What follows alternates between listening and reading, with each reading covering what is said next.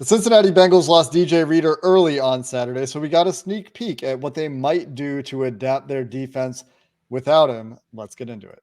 You are Locked On Bengals, your daily Cincinnati Bengals podcast, part of the Locked On Podcast Network, your team every day.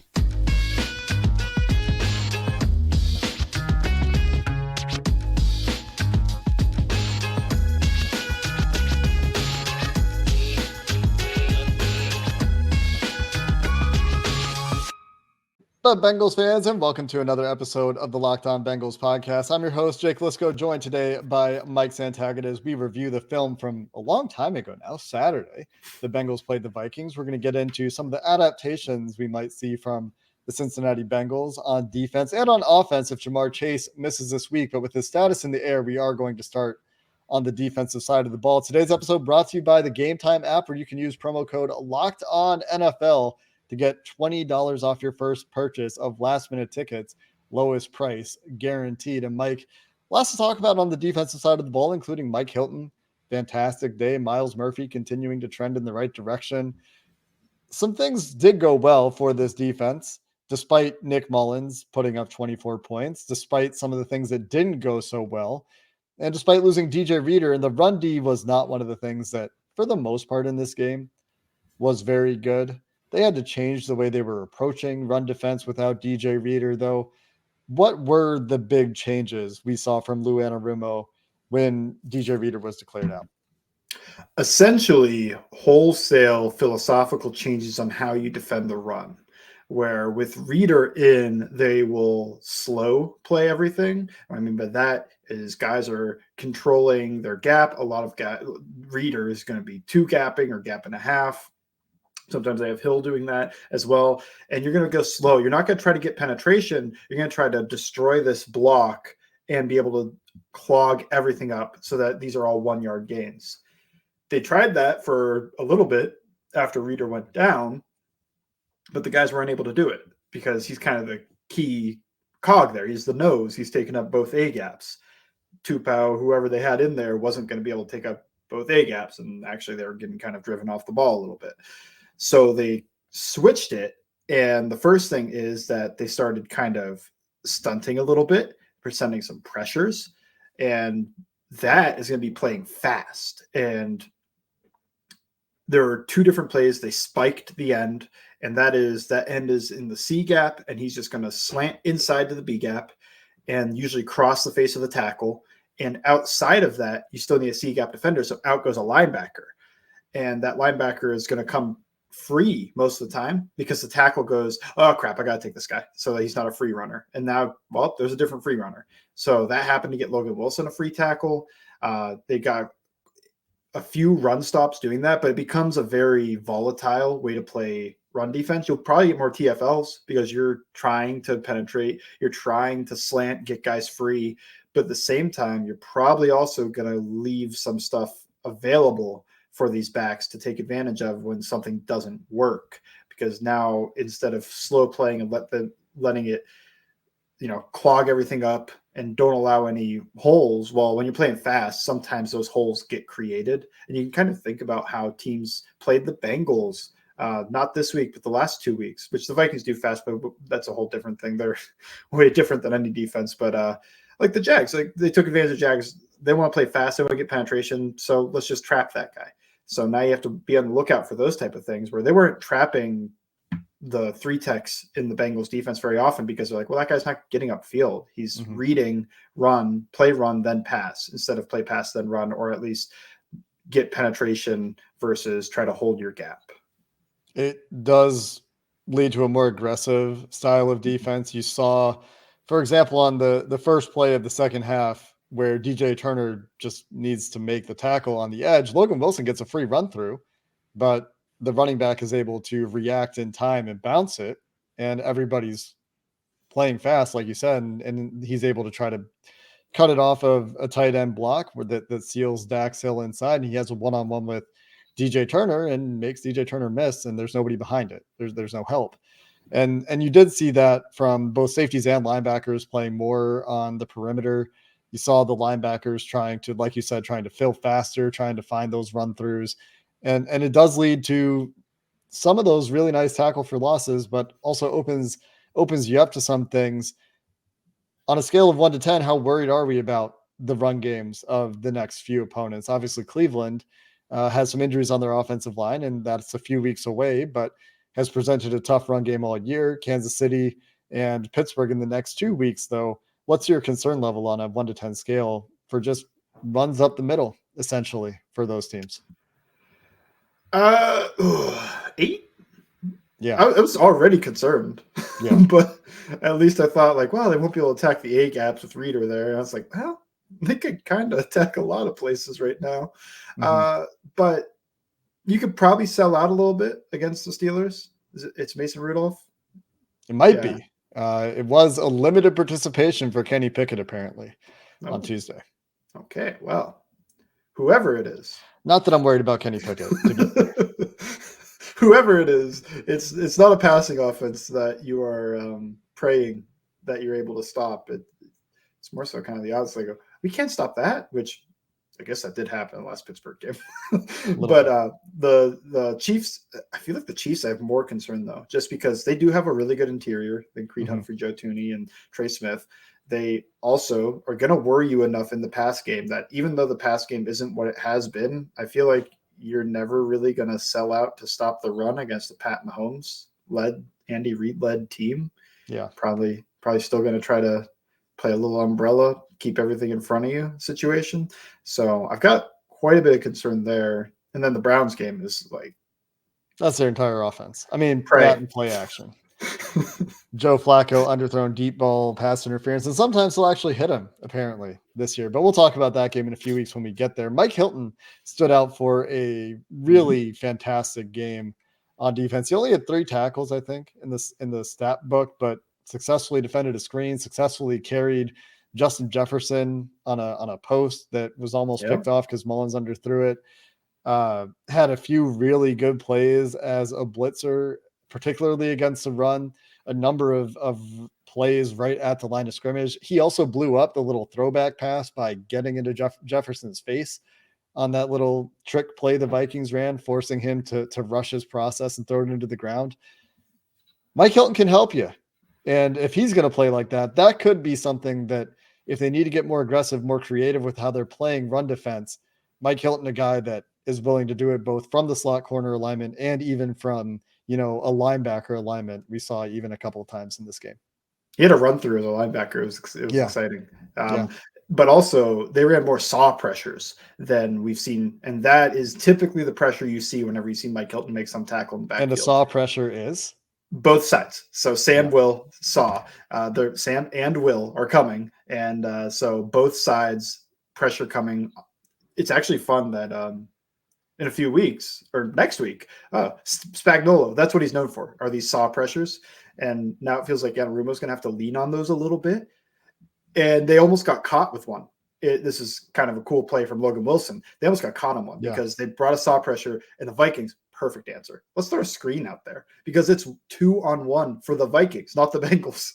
And that is a bad situation to be in. But Logan Wilson recognized what was happening so fast. He went, oh no, he just goes sprinting out there and he makes a stop for like 1 yard. That's fantastic play. You're going to need those plays, and you're going to need Mike Hilton playing well, all to make up for this because they're going to be sending more stuff and they're going to be sending these saw pressures. So linebackers got to have a quicker trigger. But yeah, anyway, they're going to send more saw pressures because at least I think they will, because that's what they did in this game than they have in the previous few weeks. And all that means is, hey, we might see some Mike Hilton TFLs. It's exciting. It does lead to defensive linemen dropping into mostly like spot drop zones as well, because they're generally dropping guys out when they send those. They're not just sending like zero with the corner blitzes, for example. A couple other fire zones. Okay. I mean, I know they'll run straight zero for sure. Lou Anarumo the Wilson play was a 5-man pressure, so they weren't in a zero situation. It was I think it was a fire zone situation. A couple other guys that we're not going to have time to talk about in a great deal of depth, but Jordan Battle, not perfect, but I thought was pretty good, particularly in run D. I think he was there where he was supposed to be. Again, for the most part, there's one play that we talked about before we started recording where he jumps into the wrong gap.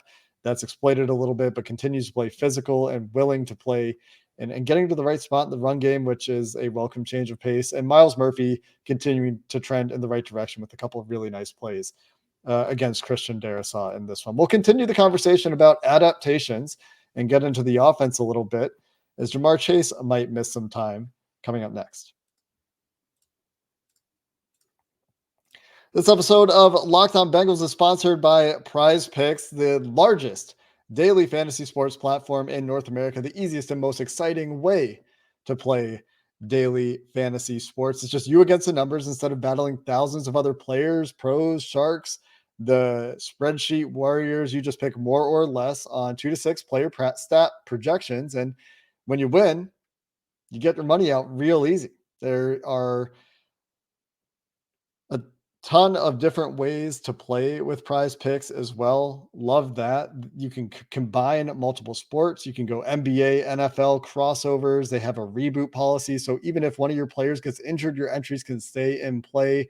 And that occurs if your player exits the game in the first half, doesn't return in the second half, that player is rebooted. It's an insurance policy, the only daily fantasy sports platform that has one of those right now. At prizepicks.com/LockedOnNFL, you can use promo code LockedOnNFL for a first deposit match up to $100. Again, that's prizepicks.com/LockedOnNFL, promo code LockedOnNFL for a first deposit match up to $100. PrizePicks is daily fantasy sports made easy. Mike, let's switch gears, talk offense. And there's a lot to talk about in this game with Jake Browning that we can get to. The first thing I want to talk about is how they adapt if Ja'Marr Chase has to miss time, because it's one thing to not have Joe Burrow, and it's incredibly impressive what Jake Browning has done instead for Joe Burrow, in Joe Burrow's stead the last few weeks. And they've done it multiple ways. You credit the offensive coaching staff as well, obviously, for things that we've talked about the last few weeks, be it screen game, be it changing up the running game. This week, finding Dagger as a consistent answer. I think every single time either team ran any variation of Dagger in this game, it was successful. But more notably so, I think, for Jake Browning and the Cincinnati Bengals. But Ja'Marr Chase leaves the game. The Bengals obviously still do enough to win, but Ja'Marr Chase misses 20 snaps in this game and might miss against the Steelers. And if there's a place you're pointing to on the Steelers where you're thinking we can exploit this, it's probably in that secondary. How do the Bengals go about doing that? Or what signs do we see from them last week against the Vikings that we could see them go back to if Ja'Marr Chase has to miss? I do think they have an understanding of what Browning is most comfortable with. And like you mentioned, Dagger, but not just Dagger, but also the wrap ins on raised spools, whatever you want to call that. It's also part of the CO Bow concept, but they got to that a lot. They got to a lot of intermediate middle of the field stuff. And it's typically some type of 12-yard in or 15-yard in that they just hammer these guys with. And Jake Browning's good on that. I think they're learning that Jake Browning is not very good with the pick a side type reads where the cut it down the middle. It's like Millfield open this way, Millfield closed that way. What he is good at is hitting all this stuff in the middle of the field. But what he's even better at, I think, and this has actually got him into trouble, is how he threw the pick, but he is very willing to throw an alert. And what that is basically a lot of times it's something that quarterbacks kind of just skip past, like the deep ball on something that's really just designed to clear something out. But think like Charlie Jones. Exactly.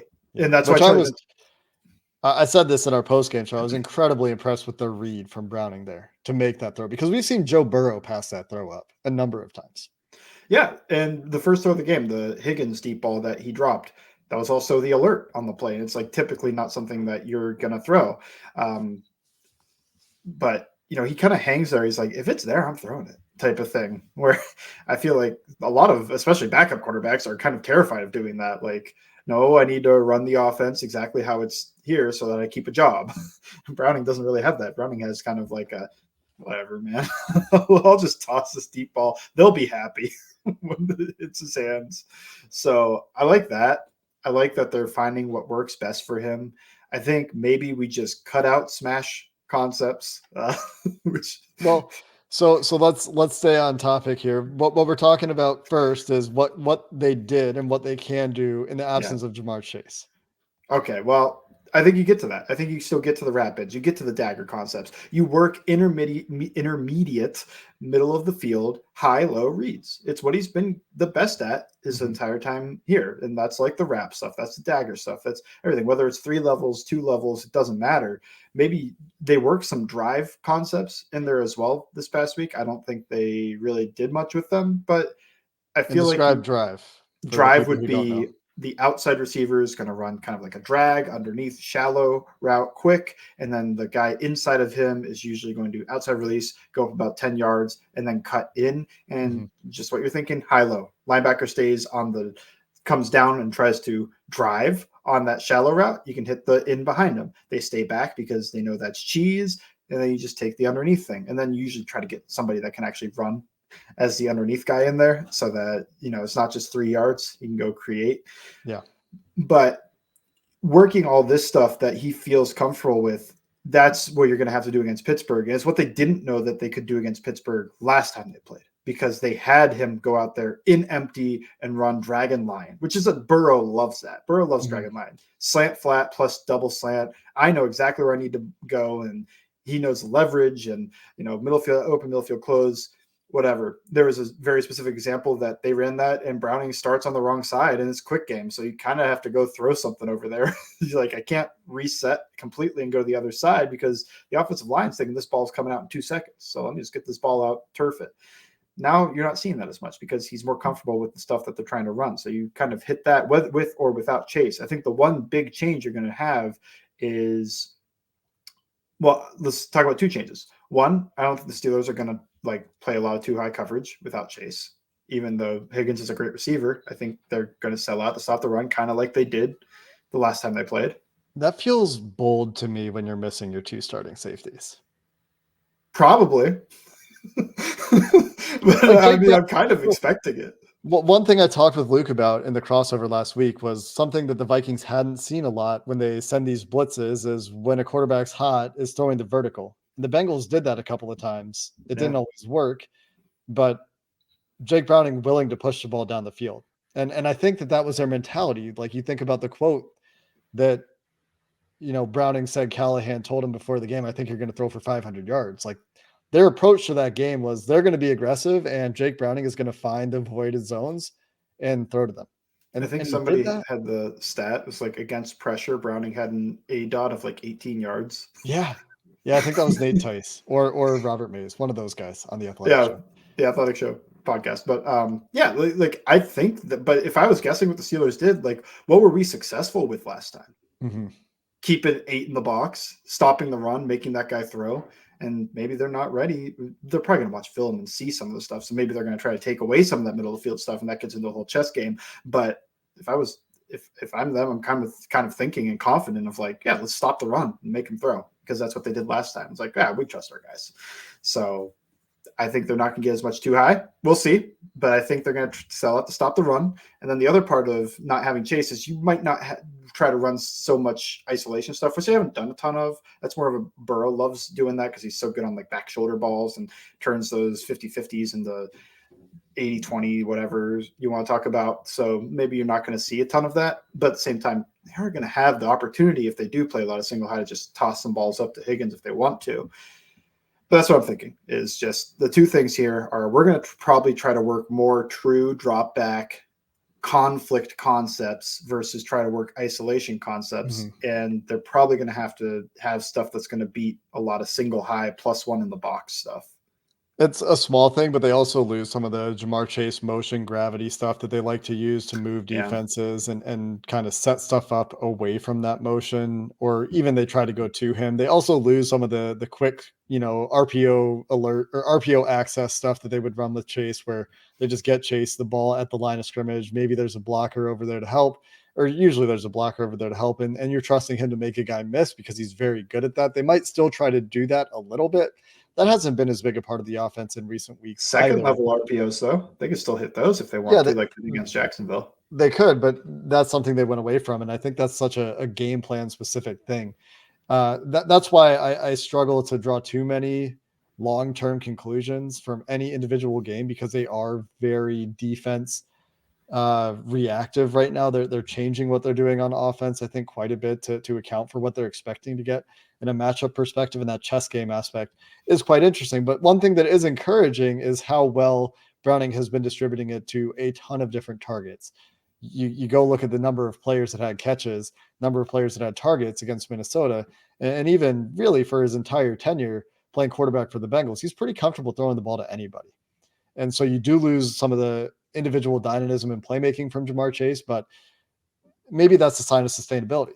And we'll talk signs of sustainability. What else we've seen from this offense and Jake Browning that could lead you to buy in a little bit to finish up the show coming up next.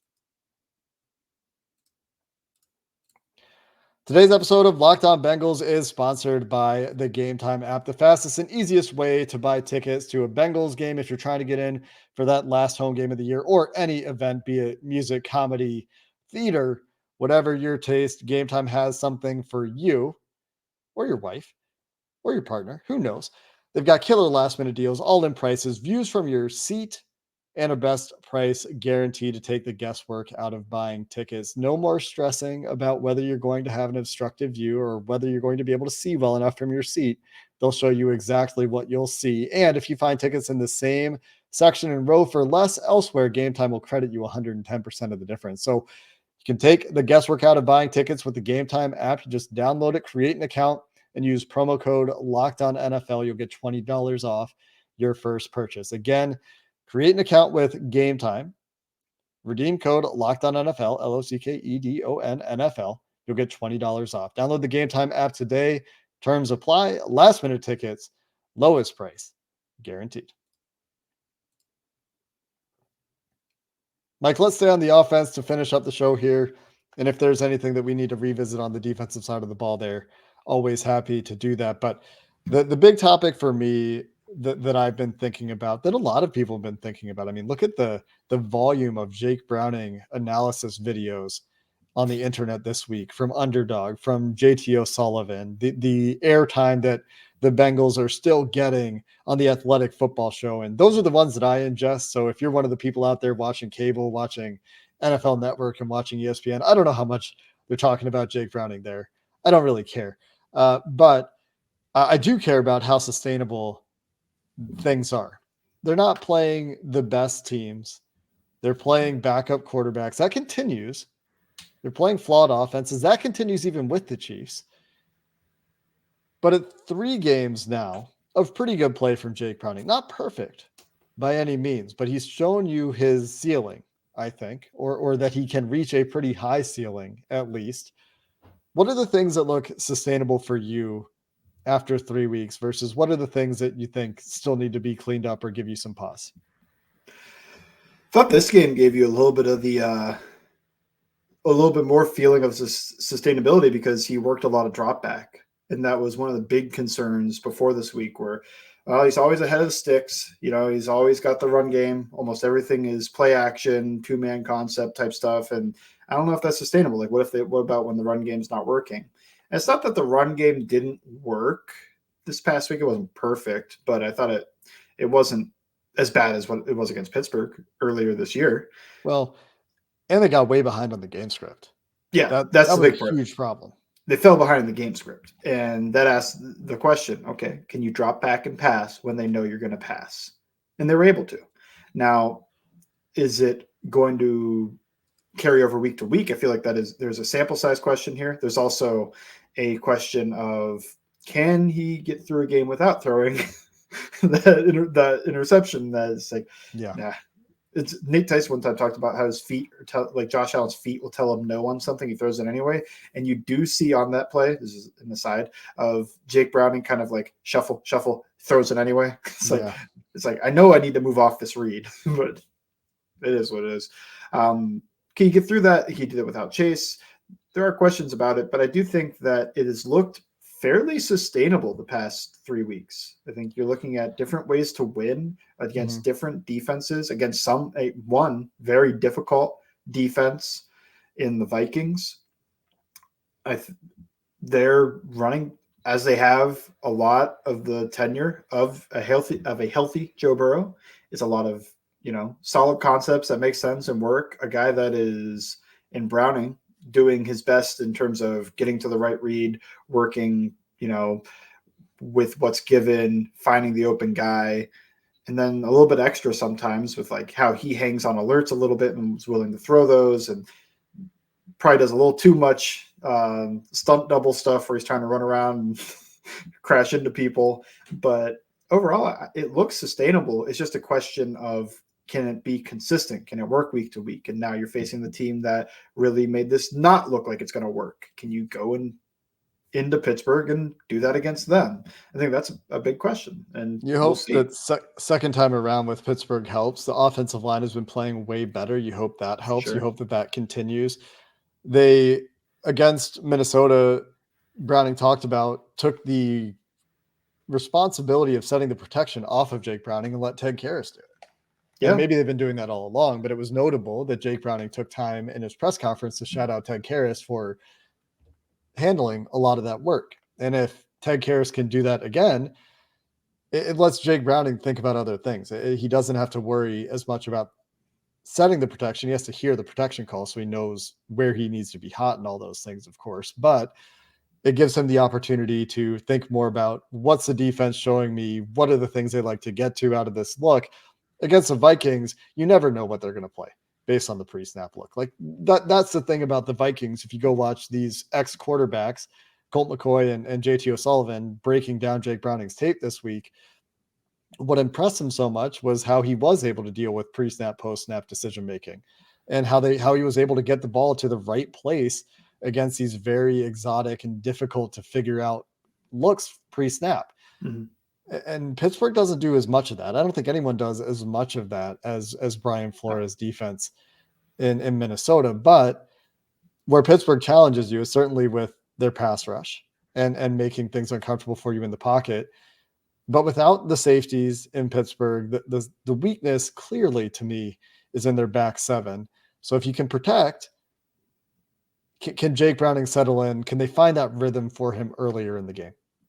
Because that's really what it is, right? It took them so long to figure out where those plays needed to come. Some of the plays they could have had early in the game. You have the Charlie Jones slowdown on the alert ball that we talked about earlier. You had the T. Higgins drop on the other alert ball that we talked. I guess there's a couple of alert balls that caught receivers off guard. And Browning wasn't seeing things great. I messaged you during the game that it felt like he was treading water. It felt like he was drowning a little bit until suddenly he wasn't. And so you got to get to that suddenly he wasn't a little bit earlier in the game, like more of the Colts game, and find the right time to pull those levers. The other thing that's going to be interesting is how the run game continues to evolve, because it did feel very different, as we said it would, against Minnesota. They didn't do as much of the trap, wham, toss, punish opposing defense for getting upfield. They did have a pretty successful toss play, Chase Brown's best run of the day, but it was a lot more the mixing kind of game. The patient, set up your blocks, bounce it outside. And they do need to run the ball better against Pittsburgh. I think it's noteworthy that they got it back on track with Jake Browning being a drop back passer, more pure progression stuff, not splitting the field in half like you talked about earlier. But they did it without running the ball. They didn't establish the run. They got some solid work out of the run as the game went on, but they got back into the game throwing it with Jake Browning. But if you have a run game going the way it was going against the Steelers, that does make things harder, because then they got nothing against the Steelers. That needs to be better. What changes can they make there, do you think, schematically, to help the run game have more of a shot? Yeah, I think, one, you're just going to need better execution, because I thought a lot of the concepts that they kind of dialed up against Pittsburgh made sense to me. They're trying to run long trap. They're trying to run counter. And if you watch the Bills-Cowboys game, it was almost all long trap and some counter stuff. And they're playing a similar idea. They're playing an odd front. They're playing 5 guys up front. And Pittsburgh was playing 2, and sometimes a safety walked down to make 3 guys, 8 guys in the box. And Dallas is kind of the opposite. They had 5 guys on the line and 1 guy behind it. But still, you're in a situation where those angles line up so that play is going to work. Your guard will be able to get to that end, outside linebacker, whatever you want to call him, and open up a hole. But you need everybody else to kind of work out on that, because those concepts that they're getting to aren't really concepts where most of the guys on those concepts can't completely fail their block. you can lose the block, you can lose it slow, you could lose leverage, but you can't lose so bad the guy crossed your face and you don't even have a hand on him anymore. So that felt like the big issue against Pittsburgh last time, was that Alex Kappa would lose across his face to Keanu Benton. The tight ends and wide receivers didn't give him anything in the run blocking department, which I also think T. Higgins is probably their best blocking receiver, and he missed that game. So he'll be in this one. So maybe you can use him to dig some guys out that they weren't able to do last time. I'd probably, even without Chase, try to throw on a little bit of motion, sprinkle in a little bit of eye candy in there. Yeah, you can't go away from that. I agree. You have to, just because I don't think that the spine, especially the linebackers and safeties for Pittsburgh, are going to be a strong suit. So you give them a little something to look the wrong way, they might take it. Especially without Minka. Like Minka would be a guy, like I don't think he's going to fall for that. But the other guys, and Minka might not even play. So I think won't play. I think that he's been. For sure. I think would be very surprising if he plays. Okay. But, let's mess with their eyes. Let's hit the angles. Let's kind of work this so that it's the angles work out. Your running back is going to have defined reads on a lot of these plays, so you can use Brown or Mixon. I think more Brown would make sense in this game to just try to generate an explosive in there for if this all hits, he's hitting open field against a backup safety. Yeah. And he might be able to make that guy miss and go for a huge game. One of the most impressive plays for Chase Brown, and I mentioned this, I think on the post-game show, was running through the Cameron Bynum tackle on the screen early in the game. Pony personnel too. That was two running backs.